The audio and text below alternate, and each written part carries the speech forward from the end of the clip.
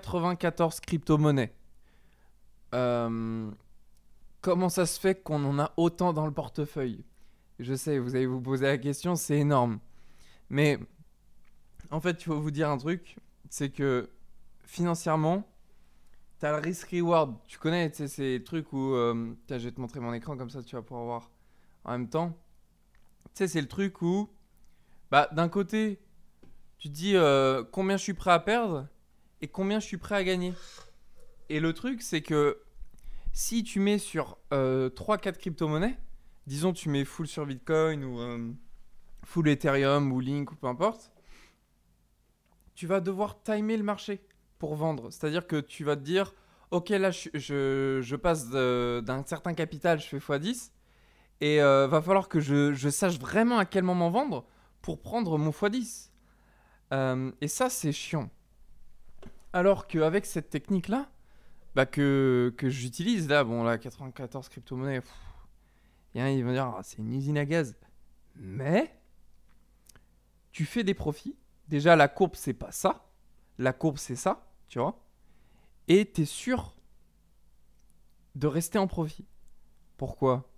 Parce que, tu vois, il y a des cryptos. Donc là, moi, je me suis arrangé. Donc j'ai fait, franchement, super simple mon TradingView. T'as vu? Donc là, j'ai les roses, j'ai les vertes, j'ai les oranges. Je vais mettre comme ça parce que tu vas mieux voir.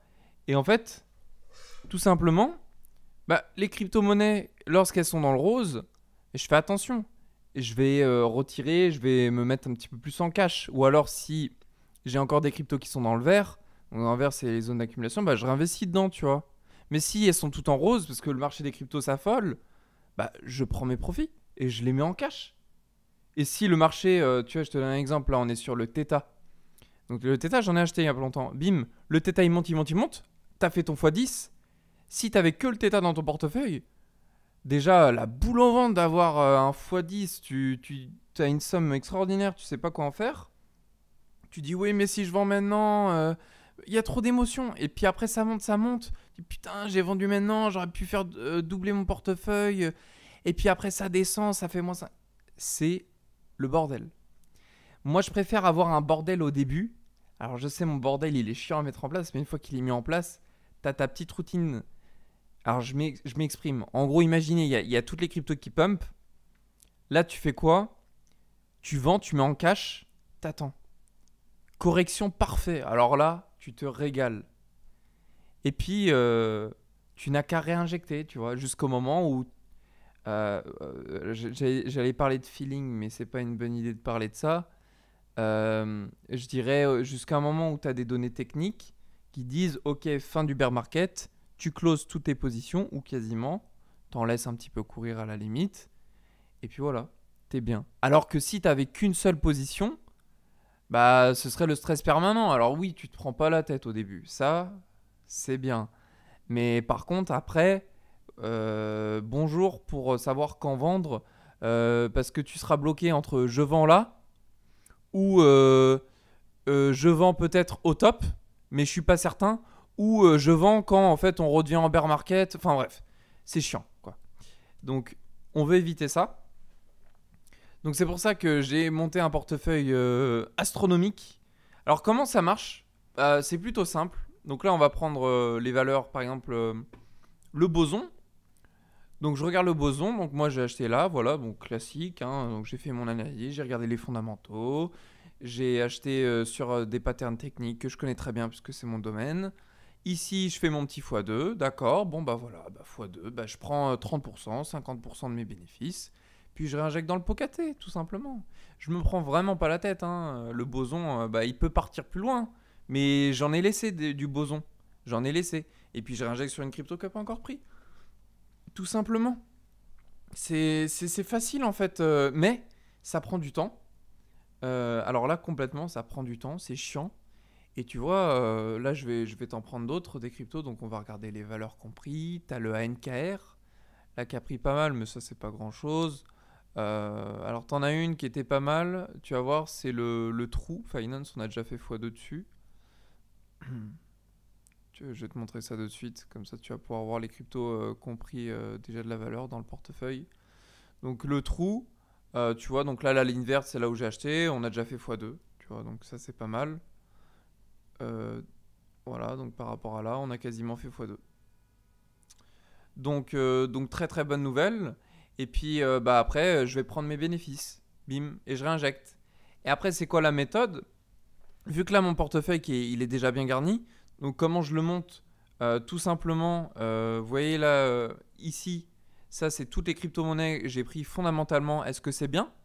Point numéro 1. Point numéro 2, j'analyse tous les symboles dans le technique. Est-ce que c'est en train de monter? Voilà, donc il faut faire attention. Point numéro 3, est-ce que cette crypto-monnaie-là a pris de la valeur sur mon portefeuille? Donc quand j'ai fait l'accumulation c'est les zones vertes. Vous voyez qu'on a à l'écran. Ensuite, tu as les zones oranges, là, de retest, de machin. Et puis, tu as les zones rouges. Bah, moi, je me dis en fonction de ça, est-ce que j'ai pris des profits? RSR, j'ai quasiment fait x2 dessus. Bah oui, j'ai pris des profits. Donc, celle-ci, je la retire du portefeuille? Non, je vais la laisser. Par contre, je vais prendre des profits. Je vais faire une petite annotation. Et puis après, je vais réinjecter sur d'autres. Soit des nouvelles cryptos, soit des cryptos dans mon portefeuille que j'ai envie de renforcer. C'est un peu comme ça. Donc là, on est très très bien. On a pris des beaux pourcentages. Alors ça m'emmerde un peu parce que je suis franc avec vous, hein. On est rentré sur le marché. Enfin, j'ai refait le portefeuille au moment où c'était pas forcément la folie. Je m'exprime. J'ai vendu à perte quelques cryptos IA parce que j'estimais que j'étais trop surexposé. Il y avait 20% sur l'IA. Bon, maintenant j'en ai 17, mais je suis sur d'autres cryptos qui ont des valeurs un peu mieux.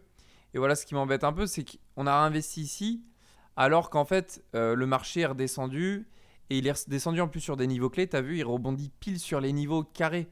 Parce que ça, je ne les dessine pas au hasard, hein. Ça, c'est pas fait au hasard. Ça, je l'ai fait. Ça, moi, comment je les organise?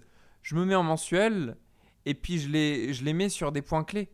Je le fais sur toutes les crypto-monnaies, tu vois. Et à chaque fois, quand tu te remets en weekly ou même en journalier, c'est des zones de rebond clés ou de clôture clé, tu vois. Donc on sait que si on veut racheter sur ces points-là, ou même là, tu vois, ça rebondit pile sur la zone verte, c'est excellent. Donc vraiment, je suis certain de ma technique. C'est pas une technique que j'ai inventée, hein, attention. Moi, je m'inspire de beaucoup de gens plus smart que moi. Et bien sûr, j'ai une expertise crypto. Ça fait longtemps que je fais de l'analyse technique, donc bon, tu vois, je me prends pas trop la tête, hein, parce que les X, Y, Z, Fibonacci et tout, bah, ça va 2 secondes. Je veux dire, en vrai, on peut le faire, tu vois. On peut rajouter un Fibo et tout. Mais moi, dans mon analyse technique, maintenant, ce que j'ai remarqué, les trucs les plus forts, il faut vraiment pas se prendre la tête, c'est la structure du marché. Voilà, c'est tout.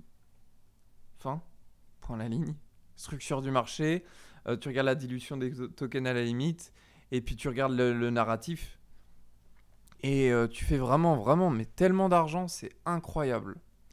Donc voilà, c'était une petite vidéo review pour te montrer un petit peu où est-ce qu'on en est sur le portefeuille. Donc je le scroll rapidement, ça permet de savoir ce qu'on a.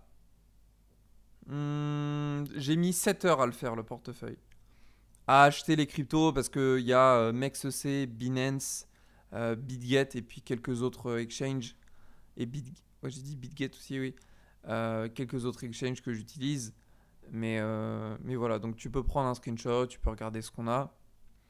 Peut-être que je ferai un top crypto parce qu'il y en a des cryptos. Parce que t'es pas obligé de tout acheter. Moi, j'ai à peu près 3 à 10 cryptos par narratif, ou peut-être plus des fois, qui sont combinés l'une l'autre.